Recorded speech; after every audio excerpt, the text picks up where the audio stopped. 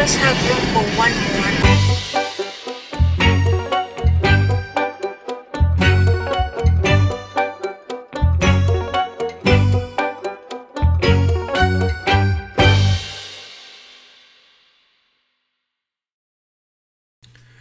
Browsing the forums, I occasionally come across references made to Filipino time in the Philippines. For most foreigners, it is one of the most misunderstood and baffling traits that Filipinos possess, and there is always some confusion surrounding the concept.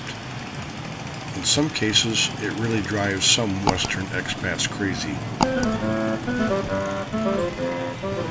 But in order to get a good grasp on how and why Filipino time affects nearly everyone who lives here, the first thing to understand is that there are many underlying conditions as to why this social trait exists, which is better understood as Filipino timing. Several years ago, I penned a blog post describing the origin of Filipino Indios time and its historical significance in the Philippines. In that post, I described how Filipino time was defined in the Urban Dictionary as the official timing of the Philippines, which simply means things get done whenever they get done. When it comes to punctuality in the Philippines, there are many factors which dictate timeliness across this island nation. Take transportation as a prime example.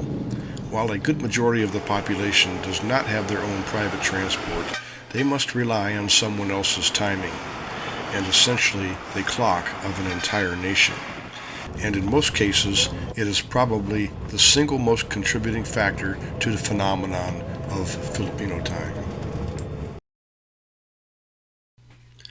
When you add in a myriad of other factors, you can begin to understand just how it affects whether anyone ever shows up anywhere on time.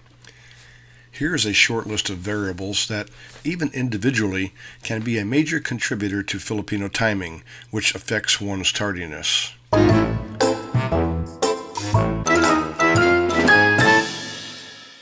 Imagine yourself and 3 friends going to meet up for a couple of beers and some conversation.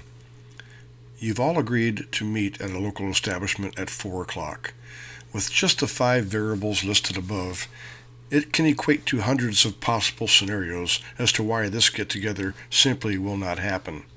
Your asawa has gone to the market, and she knows to be home in time, so you can promptly leave for your 4 o'clock session.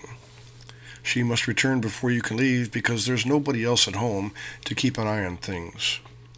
She leaves the market on time to head home, but her tricycle driver has trouble with his motor. She unloads and loads into another tricycle, and then is taken to her jeepney pickup spot.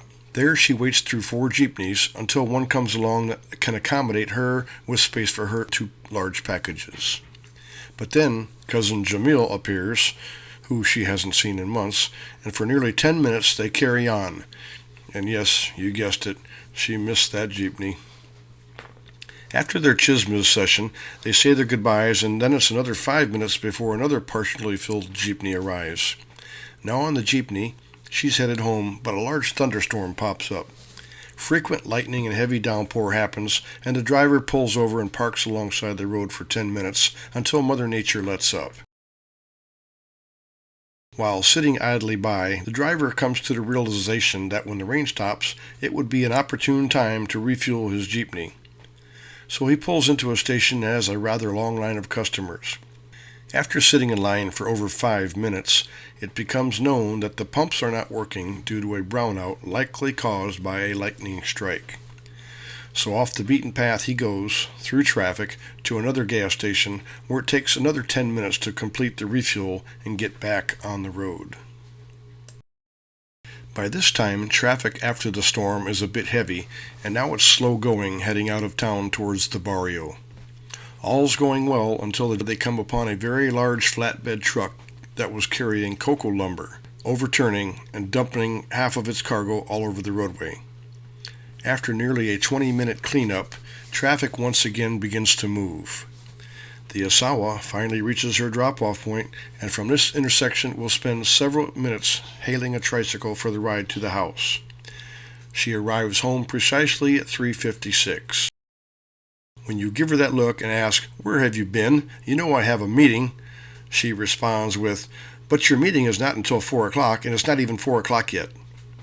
This is where you will employ your best and most emphatic